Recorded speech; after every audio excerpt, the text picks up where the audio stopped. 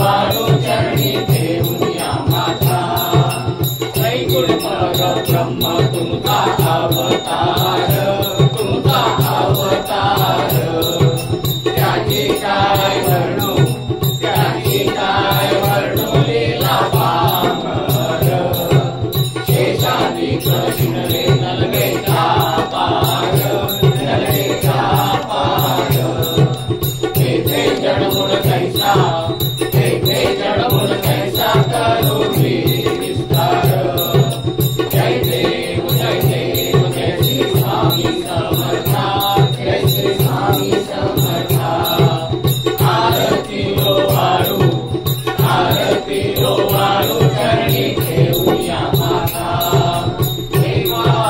देवा तू स्वामी राया निर्जल मुनि जन ध्यानी भावे तव पाया तुलसी अर्पण केली आपली काया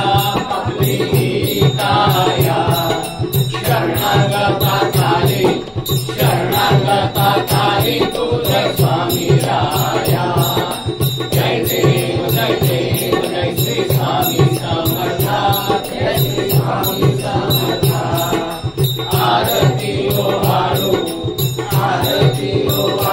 चरणी ठेवूया माता अगट लीला करुणी जडमुळ उद्धरिले कीर्ती ऐकून कानी चरणी डोळे चरण प्रसाद मोठा मध्ये अनुभवले तुमच्या सुतांगले शरणावले गळे जय देव जय श्री स्वामी समर्था जय श्री स्वामी समर्था आरती ओ वाळू चरणी ठेवूया माता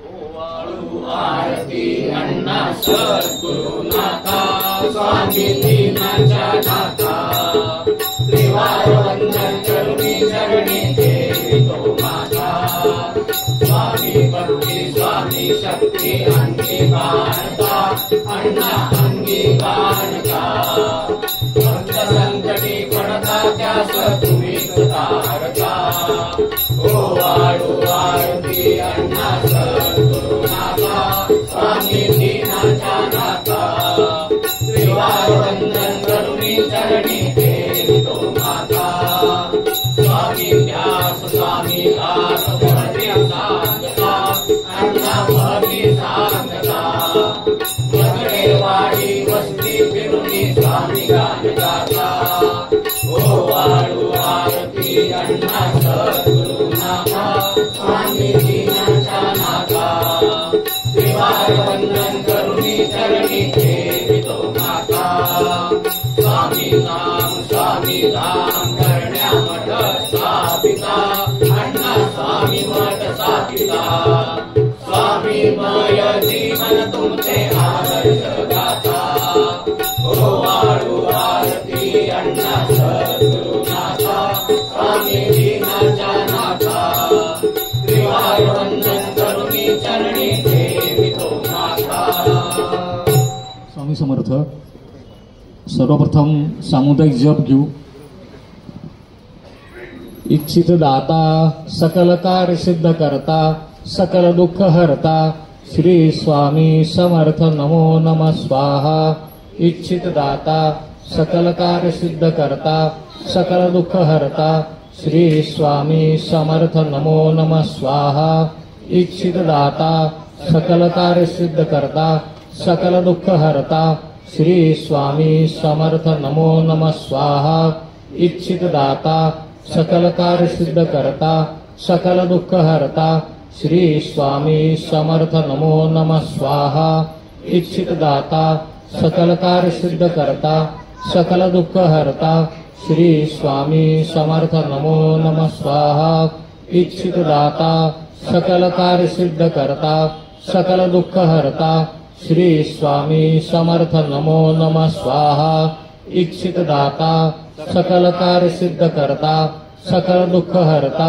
श्री स्वामी समर्थ नमो नमः स्वाहा इच्छित दाता सकल कार्य सिद्ध करता सकल दुःख हरता श्री स्वामी समर्थ नमो नमः स्वाहा इच्छित दाता सकल कार्य सिद्ध करता सकल दुःख हरता श्री स्वामी समर्थ नमो नमः स्वाहा इच्छित दाता सकल कार्य सिद्ध करता सकल दुःख हरता श्री स्वामी समर्थ नमो नमः स्वाहा इच्छित दाता सकल कार्य सिद्ध करता सकल दुःख हरता श्री स्वामी समर्थ नमो नमः स्वाहा इच्छित दाता सकल कार्य सिद्ध करता सकल दुःख हरता श्री स्वामी समर्थ नमो नमः स्वाहा इच्छित दाता सकल कार्य सिद्ध करता सकल दुःख हरता श्री स्वामी समर्थ नमो नमः स्वाहा इच्छित दाता सकल कार्य सिद्ध करता सकल दुःख हरता श्री स्वामी समर्थ नमो नमः स्वाहा इच्छित दाता सकल कार्य सिद्ध करता सकल दुःख हरता श्री स्वामी समर्थ नमो नमः स्वाहा। स्वामी समर्थ अण्णा महाराज की जय। इच्छित दाता श्री स्वामी समर्थ मठ राणीची वाडी, त्याच्यानंतर इथेच जवळ असणार तळा आणि थोडंसं तिथून एक 10 किलोमीटर लांब माणगाव, जी अण्णांनी जी केंद्र स्थापन केलेली आहे। तर आज ह्या गुरुवारच्या ह्या आरती सेवेकरता खास तिथले काही स्वामी भक्त उपस्थित आहेत। आपण ज्याच्या आरतीचे जे मानकरी आणि अन्नदानाचे जे मानकरी आहेत, जे सेवेकरी आहेत, त्यांचा आपण पहिला सत्कार करू आणि मी त्याच्यानंतर जे आपल्या कोकणातनं ही जे स्वामी भक्त मंडळी सगळे आलेली आहेत, मी त्यांना इथे पुढे बोलवीन। त्याप्रमाणे त्यांनी एकेकाने येऊन इथे हा स्वामींचा जो एक मानाचा प्रसाद असतो तो स्वीकारायचा आहे। सर्वप्रथम आरतीचे आणि अन्नदानाचे सेवेकरी आहेत आपला श्री आणि सौ बोडस परिवार आणि श्री आणि सौ जोशी परिवार। तर त्यांनी सगळ्यांनी इथे एकदम यावं।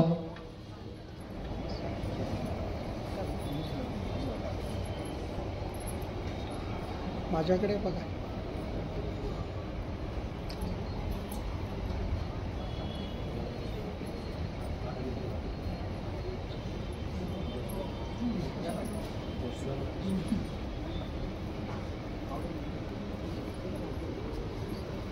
निलेश माणगावहून अण्णांच्या अतिशय जवळचे, अण्णांच्या विश्वासातले असे श्री पप्पाशेठ ढोलकीवाले आलेले आहेत।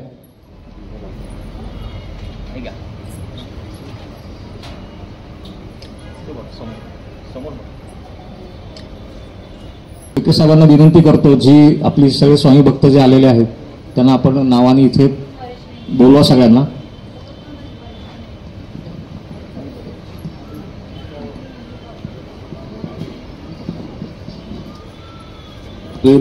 आपले स्वामी शेखरी भगत फुलवाले,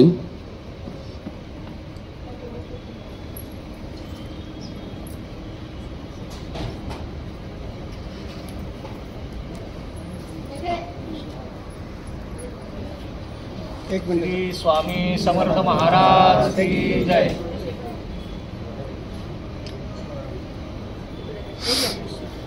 आपले दुसरे राणीकेवाडचे स्वामी शेखरी शरद चव्हाण,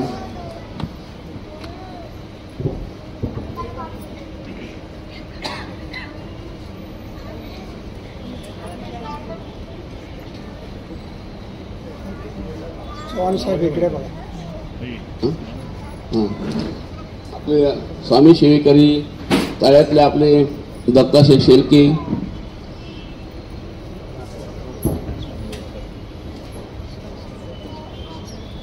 त्याचं नाव आत्माराम चव्हाण, राणीकेवाडी।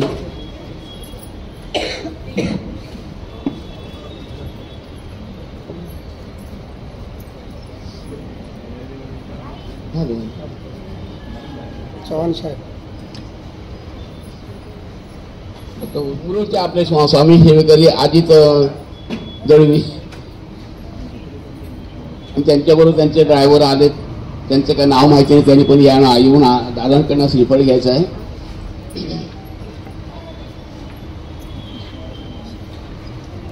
इकडे बघा.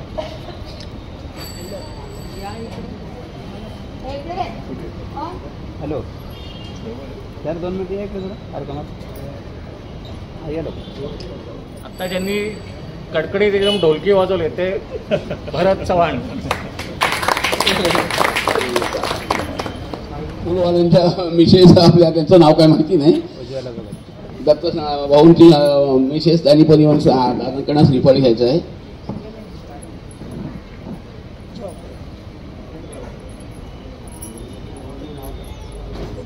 कुंभरुलीवर नाचलं नाव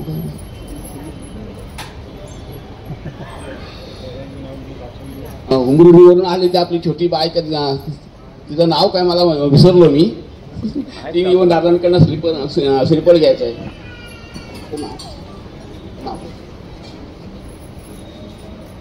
आणि आपले स्वामी सेवेकरी रामचंद्र शिंदे आले, त्यांनी पण इथे दादांकडनं श्रीफळ घ्यायचं आहे.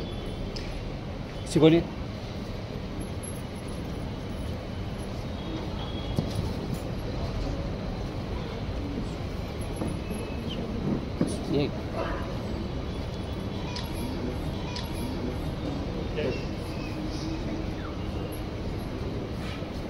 श्री स्वामी समर्थ महाराज की जय. श्री स्वामी समर्थ. सर्वप्रथम आजचा जो आपण कार्यक्रम आयोजित केलेला आहे पालखी सोहळा, विशेष पालखी सोहळा, कारण नुकत्याच पुण्यामध्ये पालखी येऊन गेल्या. आळंदी ते पंढरपूर हा जो पालखी सोहळा होतो दरवर्षी आणि लाखो वारकरी त्या सोहळ्यामध्ये सहभागी झालेले असतात. आणि साधारण आपण आषाढी एकादशी जी येते त्याच्या आसपास जो गुरुवार असतो त्या गुरुवारी आपण तो कार्यक्रम करतो पालखीचा. अनायसे आपल्या पुण्यामध्ये कालच पालख्या होत्या. त्या वातावरणाचा आपल्याला फायदा घेता येईल अशा उद्देशाने आपल्या सेवेकरी ज्या वैशालीताई नाडगौडा त्यांनी परवाच्या दिवशी तो मुद्दा मांडला की आपण जर का ह्या गुरुवारीच पालखी केली तर बरं होईल. 1-2 दिवसापूर्वी ते आमचं बोलणं झालं. त्याप्रमाणे कोकणामधले जे सगळे सेवेकरी आहेत, नेमका योगायोग असा की त्यांचा फोन आला होता. आपले आत्माराम चव्हाण इथे बसले, त्यांचा फोन आला. सहज म्हणून फोन केला म्हणले आणि मग मी सांगितलं की असा आपला पालखी सोहळा आयोजित करतोय आपण, जर का जमलं तर आपण यावं सगळ्यांनी. आणि पालखी म्हणले की त्याला ढोलकी किंवा पखवाज पाहिजेलच होता. त्याच्यामुळे सगळं अवलंबून शेवटी भरत शेठ चव्हाण त्यांच्यावरती अवलंबून. ते म्हणले ते हो म्हणले तर आम्ही येणार. स्वामींची किंवा अण्णांची आपण कृपा म्हणू, ते पण हो म्हणले लगेच. ते झाल्यानंतर पप्पा शेठचा त्यांचा फोन आला, त्यांनाही सांगितलं असं असा पालखी सोहळा आहे आणि सगळी मंडळी येत आहेत. ते हो म्हणले. त्यामुळे आज आपल्या पालखी सोहळ्याला एक आगळं वेगळं परत महत्त्व प्राप्त झालेलं आहे. ते आपण आपल्या सेवेकऱ्यांनी ह्या सोहळ्यासाठी जे काही परिश्रम घेतले त्याला आपण सेवा म्हणतो. ती जी काय त्यांनी सेवा केली आहे आज दिवसभरामध्ये, आता मी कोणाचं परत वैयक्तिक नाव घेत नाही, आपले सगळे सेवेकरी, तर एकदा जोरदार टाळ्या वाजवून त्यांच्याकरता एक कौतुकाची थाप. प्रबोधनानंतर काही महिला सेवेकरी इथे काही सादर करणार आहेत. त्याच्या अगोदर मंदिर सजावट आहे. स्वामींचं आपलं आजचं जर का आपण रूप बघितलं, विठ्ठलाच्या रूपात स्वामींना विनंती करून त्यांना इथे यायला सांगितलं विठ्ठलाच्या रूपात, तर ते रूप करायला सुद्धा सेवेकरी सकाळपासून होते इथे. हा जो पालखी सोहळा झाला त्याची आपण आत्ता म्हणतो की आषाढी पालखी, आषाढी पालखी, पण ते तसं नसतं. ते आषाढामध्ये जे वारकरी लोक असतात, ज्येष्ठ महिना लागला की हळूहळू त्यांच्या मनामध्ये पालखीचे जे भाव असतात ते रुंजी घालायला लागतात. कारण ज्येष्ठातला वद्य अष्टमीला किंवा वद्य नवमीला ज्या पालख्या प्रस्थान करतात आळंदीमधून, मोबाईल आपले कृपया स्विच ऑफ करा किंवा सायलेंटवरती ठेवा. सूचना केली नाही, मग अशी मी मुद्दाहून बघत होता की जर का सूचना केली नाही तर काय होतं, तर बऱ्याच लोकांचे मोबाईल वाजले. हल्ल्याळ साहेबांचं महत्त्व कुठे आहे ते इथे जाणवतं की त्यांनी आज सूचना केली नाही. काही काही गोष्टी आम्ही ठरवलेल्या आहेत, त्यांनी सूचना केली नाही, मग आपण मोबाईल सायलेंटवरती केला नाही. मग आता लक्षात आलं, अरे हल्ल्याळ साहेबांनी सूचना केली नाही. असो, हा जो ज्येष्ठ महिना लागला की जो वारकरी असतो ना त्याच्या मनामध्ये ते वेध लागलेले असतात, त्या पालखीचे वेध लागलेले असतात. पालखीबरोबर आपल्याला पंढरपूरला जायचंय, अंतर कमी नाही, 200-250 किलोमीटर अंतर आहे.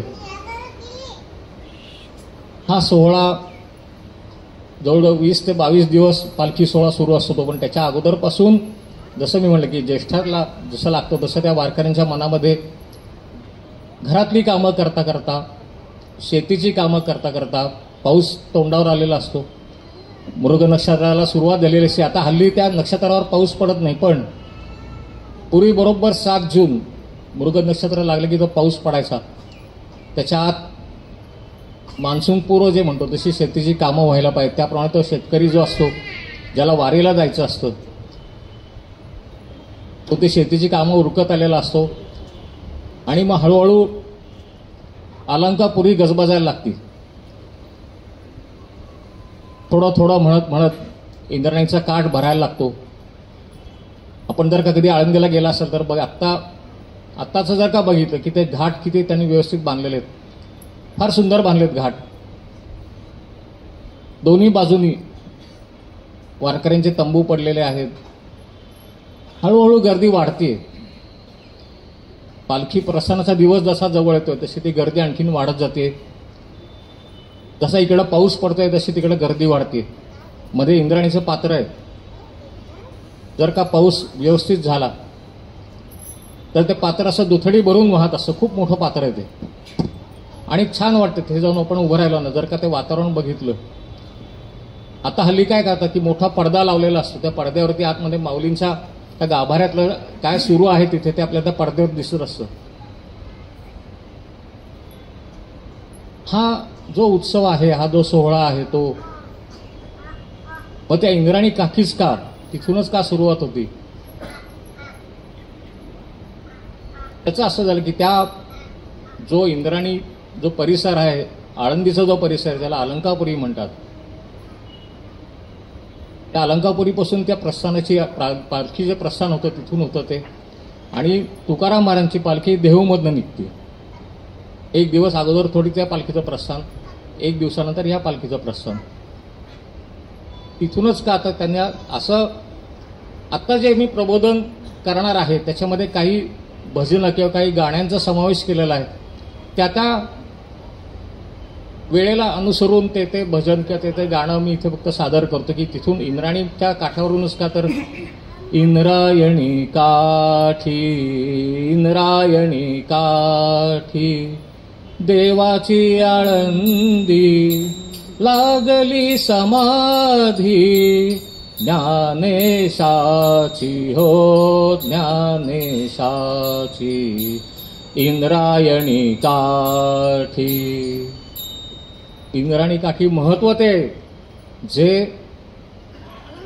अध्यात्मामध्ये की हा वारकरी संप्रदाय जो आहे त्याचा पाया ज्यांनी रचला, ज्ञानेश्वर माऊलींनी त्यांची समाधी तिथं आहे म्हणून.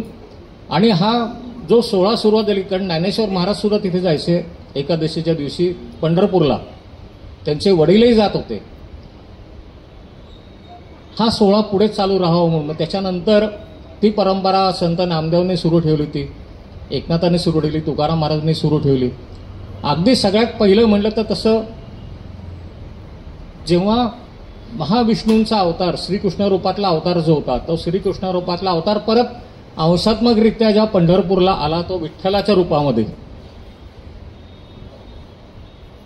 हरी तिथं राहिलेला आहे, महाविष्णू तिथे राहिलेला आहेत.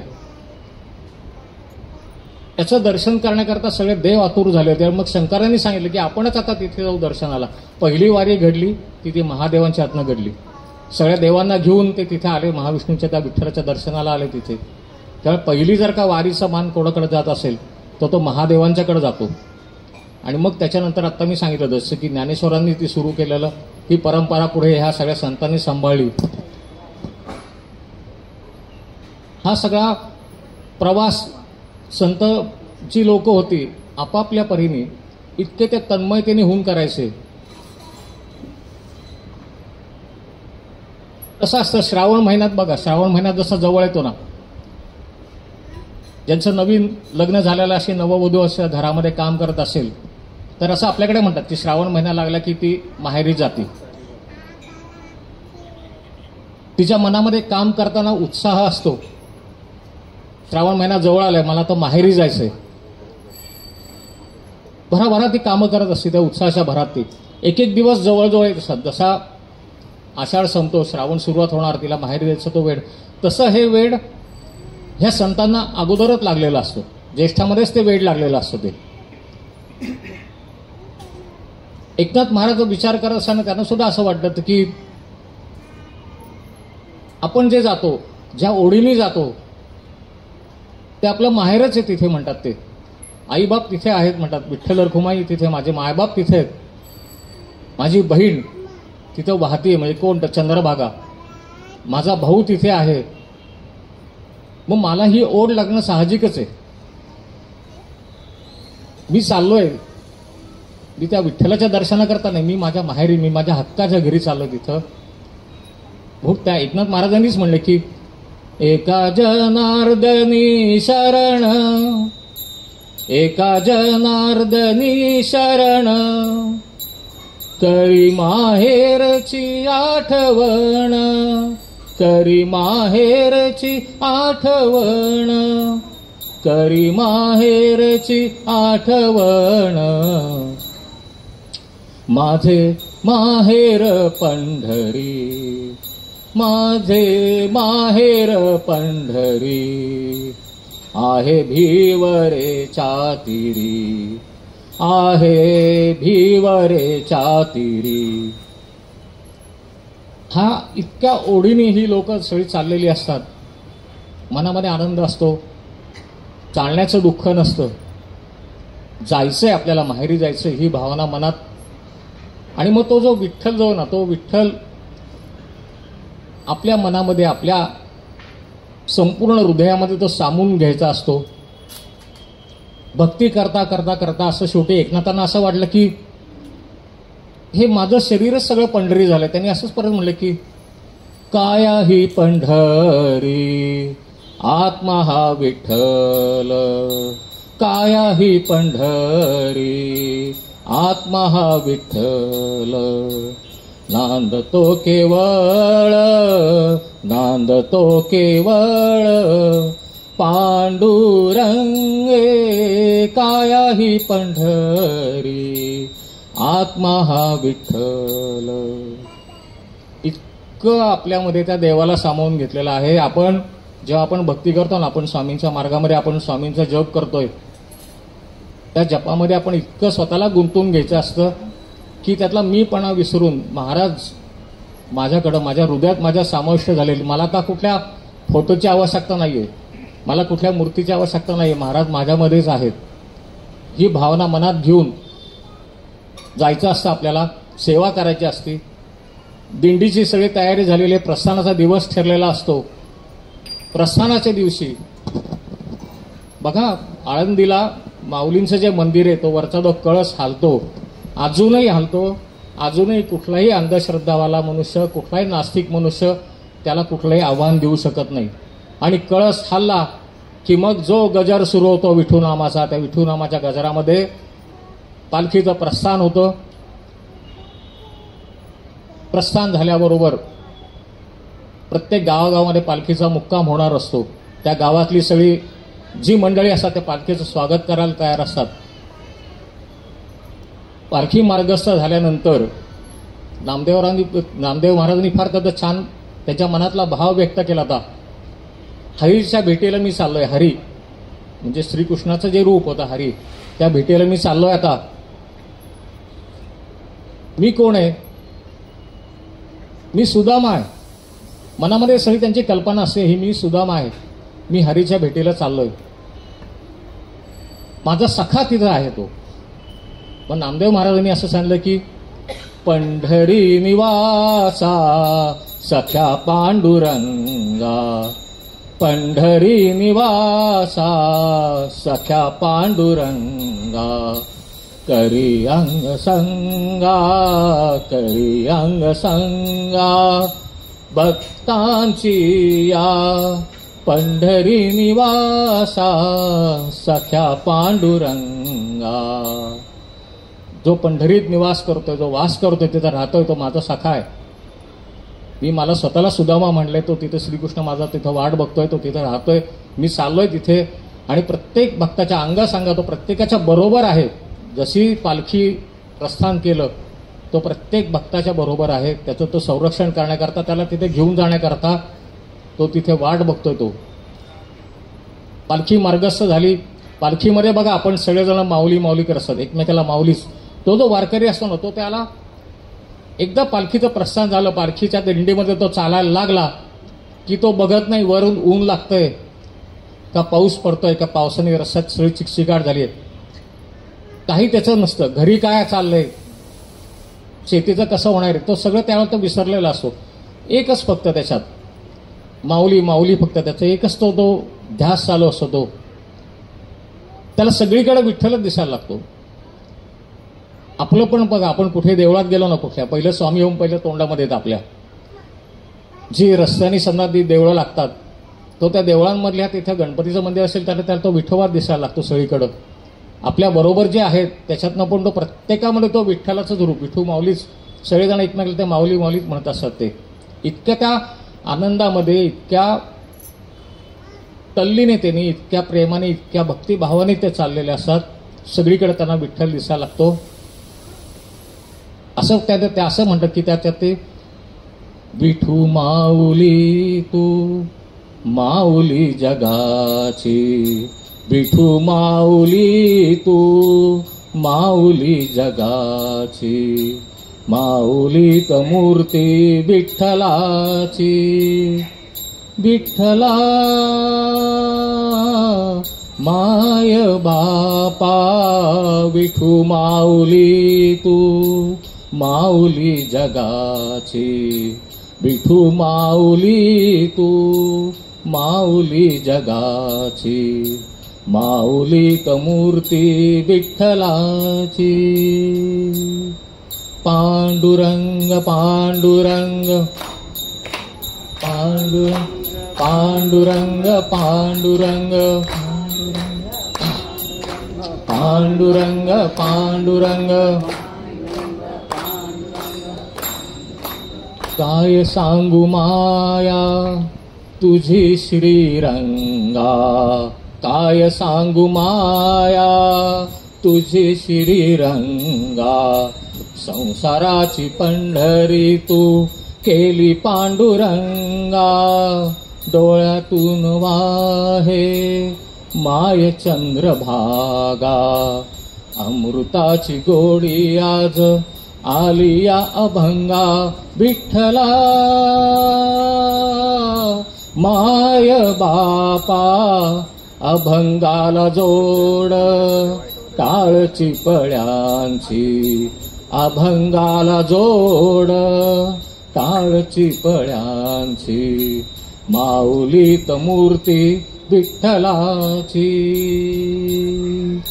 माऊलीत मूर्ती विठ्ठलाची. सगळीकडे विठ्ठल, सगळं वातावरण विठूमय झालेलं. जो तो समोर दिसेल तो विठ्ठल, पाठीमागं येत असेल तो विठ्ठल. आणि मग आपल्या पुण्यासारखी शहरं सोडली तर आता बाहेर पडल्यानंतर कुठे मुक्काम असेल, पुण्यामध्ये आपल्या बऱ्याचशा शाळांमध्ये मुक्काम असतो, मोठमोठी मैदानं असतात, पण बाहेर पडल्यानंतर माळरानावरती मुक्काम, त्याला कशाची फिकीर नसते. आपल्याला आता वाटतं की हे दिवसभर चालून बाबा दमले असतील ते. संध्याकाळचा मुक्काम लवकर असतो, 6-6:30 पालखी जिथे थांबते तिथे मुक्कामाला आरतीवर येऊन त्यांची सगळ्यांची जेवणं लवकर होतात. आणि मग आता जसं आपल्या आरतीच्या वेळेला भरत चव्हाण ती ढोलकी जसं ते लावणं म्हणतात, तसा एखादा जो तरुण वारकरी असतो तो पखवाज घेऊन बसतो, तो वाचतोय की नाही बघायला. पखवाजाचा आवाज ऐकल्यानंतर एक दोन त्याच्या जवळचे जे आणखी लोक असतात टाळ घेऊन ते येतात. मग थोडासा एक ताल सुरू होतं, पखवाज टाळ पखवाज टाळ. त्या तालामध्ये एक 4-5 आणखीन वारकरी तिथे येऊन बसतात. काही वयस्कर जे वारकरी असतात ते आपल्या त्यांच्या वळकट्या पसरून कडेला तिथे लवणलेले असतात. जे महिला वारकरी असतात त्या उद्याच्या तयारी करतात, उद्या कसं काय त्यांचे कपडे भांडी कुंडी त्या आवराच्या त्या गडबडीमध्ये असतात. एखादी बरोबर चिमुकली असेल ती तिथे येऊन तो जो ताल असतो त्या तालावरती हळूहळू ती तिचं थोडंसं ती नाच त्यांना ते दाखवायला लागते. तो नाच ते कौतुकाने बघायला लागतात. वाजवणाऱ्यांचं वर्तुळ हळूहळू वाढायला लागतं. टाळवाले 4-5 टाळवाले आणखीन तिथे येऊन बसतात. एक प्रकारचा एक वेगळा असं वातावरण तिथे तयार होतं. एक माहोल, भजनाचा माहोल तयार होतो, अभंगाचा माहोल तयार होतो त्याच्यात. आणि जसं की आत्ता मी सांगितलं की अभंगाला जोडत टाळ चिपळीचे, तसं ते टाळ बोल चिपळीला नाच माझ्या संगे, टाळ बोल चिपळीला नाच माझ्या संग, देवाजीच्या द्वारी आज रंगला अभंग, देवाजीच्या द्वारी आज रंगला अभंग, दरबारी आले रंक आणि राव, दरबारी आले रंक आणि राव, झाले करूप नाही भेदभाव, झाले करूप नाही भेदभाव, गाऊ नाचू सारे हो, गाऊ नाचू सारे हो निसंग, देवाजीच्या द्वारी आज रंगला अभंग. वातावरण तयार झालेलं आहे अभंगाला. अजून त्याच्यात वारकरी लोकांची अजून भर पडते. मगाशी जे मी म्हणला ना, काही वृद्ध वारकरी त्यांची वळकडी जे झोपलेले असतात, आता त्यांना पण उत्साह येतो. ते उठून येतात तिथे त्यांच्या ह्याच्यात. त्यातला एखादा तो 1-2 वारकरी, तो वारकरी जो एक ताल असतो जो नाचण्याचा, किंवा ज्ञानबा तुकाराम, ज्ञानबा तुकाराम, ज्ञानबा तुकाराम, ज्ञानबा तुकाराम, असं ते करायला लागतात. ते करायला लागल्याबरोबर आणखीन बाकीचे लोक तिथे येतात आणि मग तो अभंग किंवा तो भजनाचा ताल इतका वाढत जातो. त्यांच्याबरोबर त्या जे ज्येष्ठ वारकरी असतात त्यांच्याबरोबर आणखीन बाकीचे लोक सामील होतात आणि परत जे दिंडीमध्ये वातावरण झालेलं असतं ते वातावरण परत तिथे तयार होतं. आणि हे सगळं झाल्यानंतर शेवटी त्यांच्यातला एखादा कोणीतरी, आणखीन कोणी ज्येष्ठ असेल, तो शेवटी ओरडतो की अरे आता थांबवा, सकाळी उठायचं, लवकर जायचं आपल्याला. तो ज्येष्ठ कोणी असेल तो ओरडल्यानंतर हळूहळू तो त्यांचा तो ताल, तो वाद्याचं ते थांबतं, जे नाचणारे असतात ते थांबतात आणि मग वारी विसावती. तोपर्यंत मध्यरात्र झालेली असते. वारी विसावती म्हणजे काय होतं, फक्त शरीराने ते झोपलेले असतात. मन कुठे असतात त्यांची, मनाने तर ते कधीच त्या भीमेकाठी गेलेले असतात. अंतर खूप आहे पण ते पोचलेले असतात तिथे भीमेकाठी पंढरपुरात.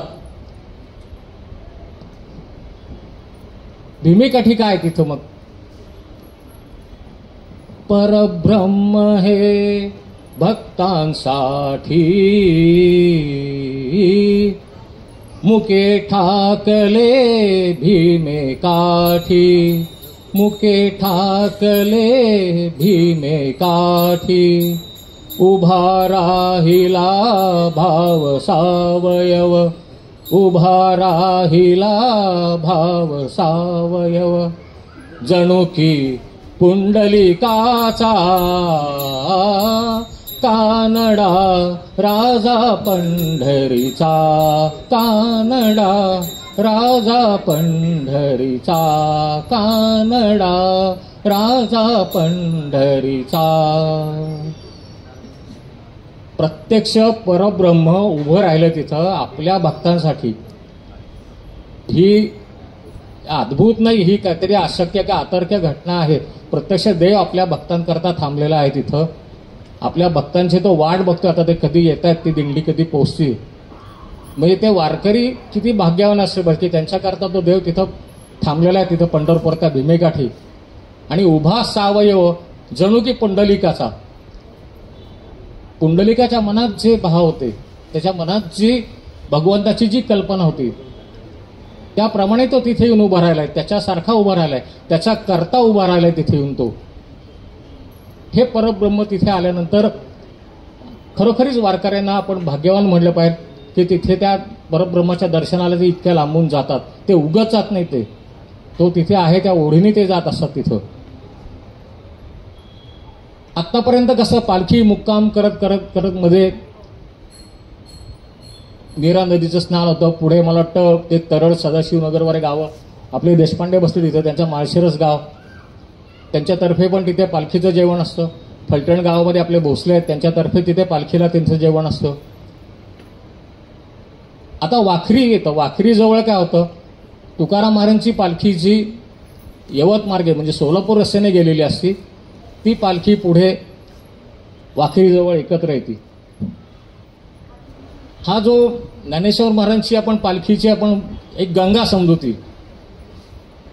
तिकडनं येते ती तुकाराम महाराजांच्या पालखीची यमुना, आणि वाखरीला होतो तो संगम. मग आणखीनच त्या आनंदाला उधाणच येतं.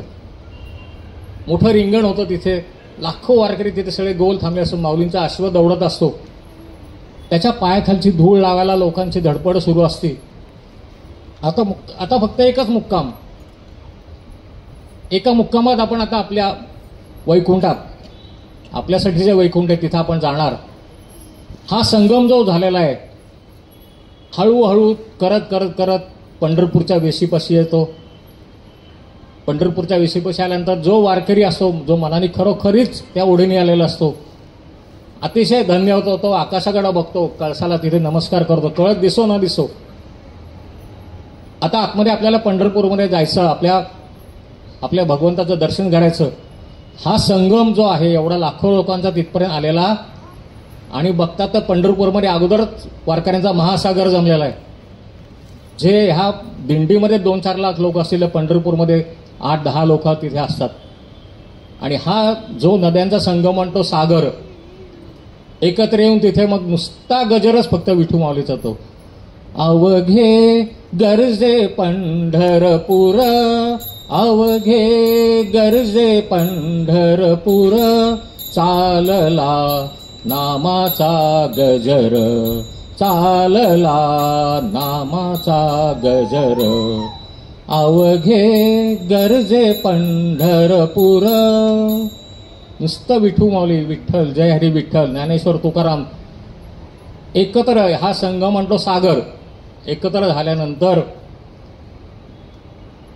ज्या दिवसाची इतके दिवस आतुरतेने वाट बघितलेली असते, तो दिवस उजाडणार असतो. त्या दिवशी मध्यरात्री विठू माऊलीला उठवलं जातं. आता उठवलं जातं म्हणणं कसं की ती आपल्या भक्तांची ती एक प्रेमळ भावना असते. तो झोपतोय कशाला? जशी तो पालखी निघाली, जगातनं कानाकोपऱ्यातनं लोक आलेले आहेत, त्यांना इथपर्यंत घेऊन यायचं, तो कशाला झोपेल? तुम्ही झोपत नाही तर तो कशाला झोपेल? आपल्यालाच तो तिथे नेणार आहे. पण आपली एक प्रेमळ भावना असते. आपण स्वामींना बघा, स्वामी कधी, महाराज कधी झोपत नव्हते, पण आपण शेजारती करतो. आपण थंडीमध्ये त्यांना स्वेटर घालतो, आपण शाल घालतो, उन्हाळ्यामध्ये आपण त्यांना पंखा लावतो. काही कशाची आवश्यकता नसते. ते परब्रह्म निर्गुण निराकार आहे. फक्त ही आपल्या मनाची ती प्रेमळ भावना असते ती. उठ पंढरीचा राजा, वाढ वेळ झाला, थवा वैष्णवांचा द्वारी, दर्शनासी आला, दर्शनासी आला, उठ पंढरीचा राजा. त्याला उठवलं जातं. आणि थवा वैष्णवांचा, बघा मस्त एकदम खूप छान शब्द वापरला. आपण जर का पक्ष्यांना दाणे घालायला गेलो ना, तर पक्षी, चिमणे कधी एकदम 10-12 चिमण्या येत नाहीत, कबूतर कधी एकदम 10-12 कबूतर येत नाहीत. एक एक करत वाढत जातं ते. आता हा जो समुदाय आहे हा इतक्या दिवसापासून एकत्र आलेला आहे. आता दरवाजावरती आलेला आहे तो. विठ्ठला बा आता तुम्ही उठा, आवरा, आपल्याला भक्त लोक थांबले, त्यांना दर्शन द्यायचं, अजून तुमचं आवरून व्हायचंय. अशा लाडीक भावनेने त्याला उठवलं जातं. एवढी लोक बाहेर खोळंबली आहेत. आपल्याला आता अगोदर उशीर झाला, वाढ वेळ झाला, आपल्याला अगोदर उशीर झालेला आहे. वेळ कमी आता आपल्याला आवरायला, भराभरा आवरायला पाहिजे, त्याला उठवलं जातं. आता आपण सगळ्यांनी मनामध्ये कल्पना करा आता कसं तिथे कसं चित्र होत असेल बघा. आता विठ्ठलाला उठवल्यानंतर लोणी साखर त्या तोंडाला लावलं जातात, खायला घातलं, थोडंसं कोमट पाण्याने त्याला स्नान घालतात. कोमट पाण्याचं स्नान झालं की पंचामृत, त्या पंचामृतामध्ये बेलाची पानं पडलेली आहेत, तुळशीची पानं पडलेली आहेत. विठ्ठलाला स्नान घातलं जातं पंचामृताने. काही पुजारी जे असतात ते असं सगळं त्याचं देह सगळा उजळतात, घासतात नाही म्हणजे उजळतात. ते बेलाची पानं चिकटली आहेत, तुळशीची पानं चिकटली आहेत, कुठे ते काढतायत. परत एकदा उष्ण तो जो वास असतो पंचामृताचा, एक प्रकारचा गंध, तो सगळ्या त्या गाभाऱ्यामध्ये पसरलेला आहे सगळीकडं. ते सगळं झालं की मग थोडंसं परत कोमट पाण्याने स्नान घालून सगळं परत स्वच्छ केलं जातं. तलम वस्त्राने असं त्याचा तो देह असा पुसला जातो. प्रत्येक अवयव जसं आपण आपलं अंग पुसतो तसं त्या देवाचं पण अंग पुसलं जातं. सुगंधी अत्तर, चंदन झुटी, मग तो सुगंध पसरतो गाभाऱ्यामध्ये. पंचामृताचा सुगंध जो पहिला असतो तो नाही, आता हा चंदनाचा किंवा अत्तराचा सगळीकडे सुगंध पसरला जातो. चंदनोटी लावून झाली, देवाला आता पितांबर नेसवले, पिवळं भरजरी, तलम रेशमी, कमरेला लाल शेला बांधलेला आहे, लाल उपरण सगळं घातलेलं आहे त्याला. कपाळाला केशर, कस्तुरी, तो जसा गोल जो टिळा आहे तो विठ्ठलाचा तो काढलेला आहे. कानामध्ये मकर कुंडला घातलेली आहेत. डोक्यावर महाळूस ते सोन्याचा तो टोप असतो तो ठेवलेला आहे. पांढरी फुलं, तुळस, असा जाडसर हार असा चांगला विठ्ठलाच्या असा गळ्यात घातलेला आहे तो. आता फक्त उत्कंठ अशी आता आपल्याला कधी दर्शन, त्या जे पुजारी असतात त्यांना पण आरती करतात. आरती झाल्या की तो गाभाऱ्याचा दरवाजा उघडला की समोर दिसतं एकदम कस्तुरी मळवट चंदनाची उटी, कस्तुरी मळवट चंदनाची उटी, रुळे माळकंठी, रुळे माळकंठी, वैजयंती राजस सुकुमार, मदनाचा पुतळा राजस सुकुमार, मदनाचा पुतळा, रवी शशिकळा लोपलिया राजस सुकुमार. बघतात वारकरी जो कोणी लोक त्या गाभाऱ्यात असतील, प्रत्यक्ष सूर्य आणि चंद्राचं तेज फिकं पडेल. रवी शशी काळा लोपलिया, इतकं तेज समोर दिसतंय. ह्या रूपात समोर विठ्ठल उभा आहे. ह्या रूपात जेव्हा ते आतले जे पुजारी दार उघडतात, ह्या रूपात दर्शन होत आहे. हे रूप आपल्याला साठवून ठेवायला आपले 2 डोळे अपुरे पडतील. तुकाराम महाराजांनी सांगितले, रूप पाहता लोचनी सुख झाले ग साजणी, रूप पाहता लोचनी सुख झाले ग साजणी. हे मला बघताना मला इतका आनंद होतो म्हणजे तुकाराम महाराज म्हणतात, मी हे कसं साठवून मी कसं ठेवू, मला हे माझ्या जवळ हवंय, मी सारखं इथे हवंय असं त्यांची मनातली इच्छा असते. आणि हे असं होत असताना हे जे रूप आहे, हा विठ्ठल दर्शनाचा जो भाव आहे, तर ज्ञानेश्वर महाराज आणखीन एक गोड अशी तक्रार करतात त्याच्यामध्ये. जेव्हा ज्ञानेश्वर महाराज जातात दर्शनाला, काय असेल त्याची परिस्थिती, त्यांनी असं सांगितलं की पाया पडू गेले तव पाऊलची न दिसे पाया पडू गेले तव पाऊलची न दिसे उभाची स्वयंभू असे समोर की पाठी मोरा समोर की पाठी मोरा नकळे ठकची पडिले जैसे कानडाऊ विठ्ठलू करनाटकू तेने मज लावियला बेबू.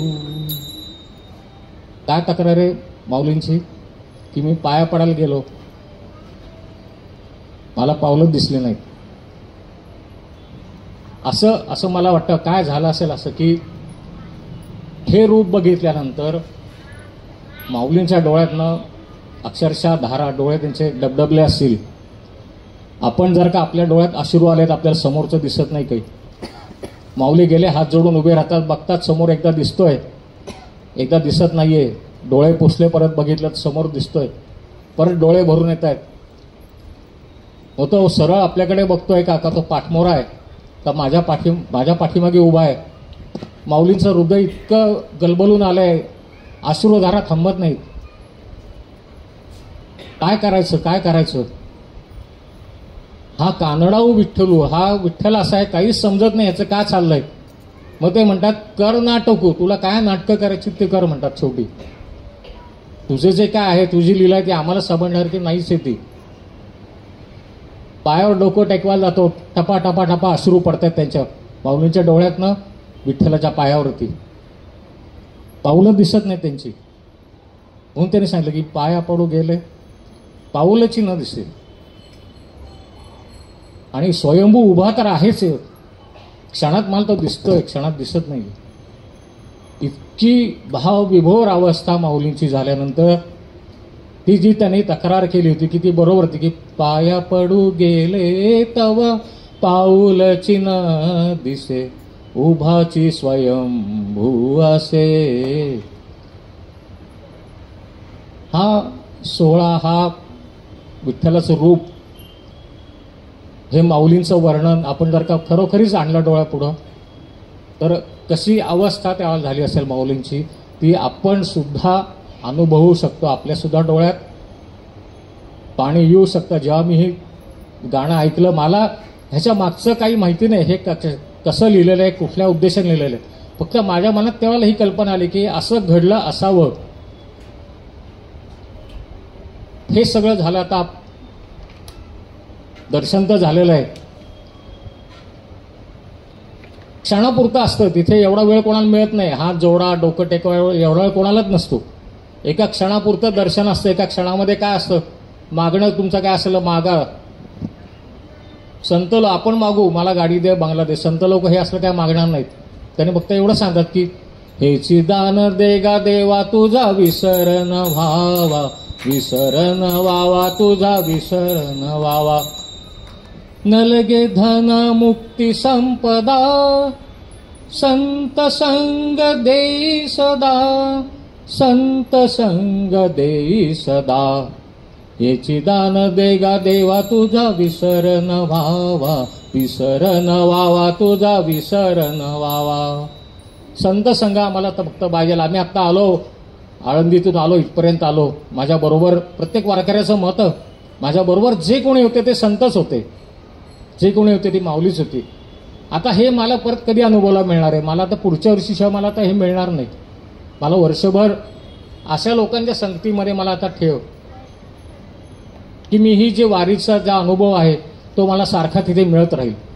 आपल्या गावामध्ये, आपल्या मंदिरामध्ये, आपल्या जवळपासच्या भागात सत्संग, संतसंग, सत्संग जिथे होता तिथे आपण जरूर जावं, त्या सत्संगात भाग घ्यावा. तिथे नुसतं उपस्थित राहिल्याने सुद्धा आपल्या मनाची शुद्धता होती. आपला 2 तास 4 तासाचा वेळ आपल्याला कुठे जातो समजणार नाही. आणि मग दर्शन घेतल्यानंतर बाहेर पडायचं असतं. तो वारकरी आनंदामध्ये असतो, गाभाऱ्यात येणारा वारकरी आनंदामध्ये, बाहेर मागे लाईनीमध्ये जो रांगेमध्ये उभा आहे तो वारकरी आनंदात. पंढरपुरात आलेला प्रत्येक वारकरी आनंदामध्येच आहे. त्यावेळेस जर का पंढरपूर बघितलं, एखादा मोठा तलाव असेल आणि त्याच्यामध्ये आपण दगड टाकलं, ते जे तरंग उठतात, किंवा मोठा आपण पाण्याचा टब भरून ठेवला, तो जर का असा हलवला, तो जर का असा त्याच्यामध्ये त्या लाटा करत की जसं की आनंदाचे डोही आनंद तरंग, आनंदाचे डोही आनंद तरंग, सगळीकडे नुसतं आनंदी आनंद, कुठं कोणाच्या चेहऱ्यावर कुठली चिंता नाही, काय घडेल बाहेरच्या जगामध्ये काय आपल्याला माहिती नाही. मला दर्शन झालं, मी धन्य झालो, माझ्या जन्माचं सार्थक झालं. हीच भावना त्या वारकऱ्याच्या मनामध्ये असते. जो वारकरी रांगेमध्ये त्याला तीच भावना, जो पंढरपूरमध्ये दिवसा कळत दर्शन करतो त्याला सुद्धा तीच भावना ती. आणि मग हे सगळं घडल्यानंतर आता परत माघारी फिरायचं आपल्याला.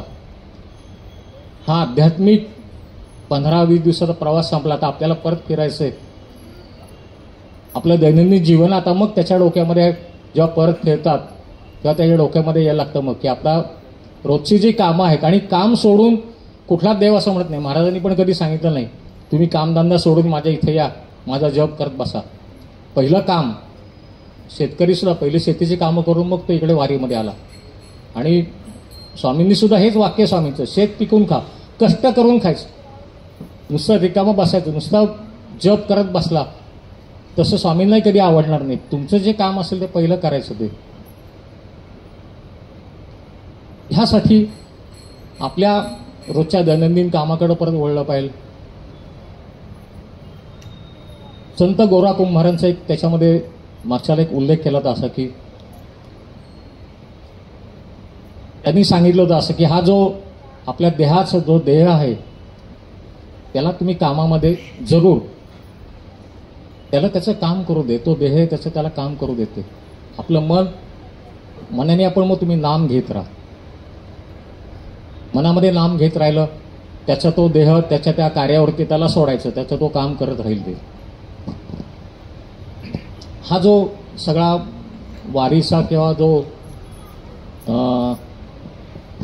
प्रबोधनाचा जो भाग होता त्याच्यामध्ये एक शेवटचं फक्त असं की पद होतं की गोरा कुंभारांचंच ते आहे. मला मग एकच फक्त आता बघायला लागणार होतं. मी बहुतेक मी म्हणत होतो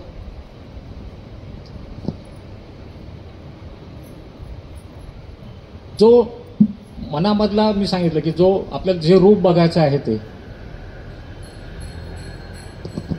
असं त्यावेळेला सांगितलं की देहधारी जो जो त्यासी विहित नित्य कर्म सदाचार नीती हुनी आगळा न धर्म तुला आठवावे गावे हाची एक नेम तुला आठवावे गावे हाची एक नेम देह प्रपंचाचा दास देह प्रपंचाचा दास सुखे करो काम सुखे करो काम तुझे रूप चित्तीला हो मुखी तुझे नाम पांडुरंग पांडुरंग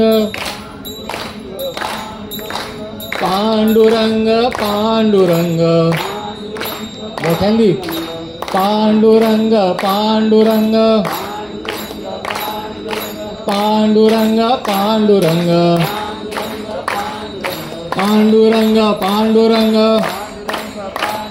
पांडुरंग पांडुरंग पांडुरंग पांडुरंग पांडुरंग पांडुरंग मोठ्यांदी पांडुरंग पांडुरंग पांडुरंग पांडुरंग पांडुरंग पांडुरंग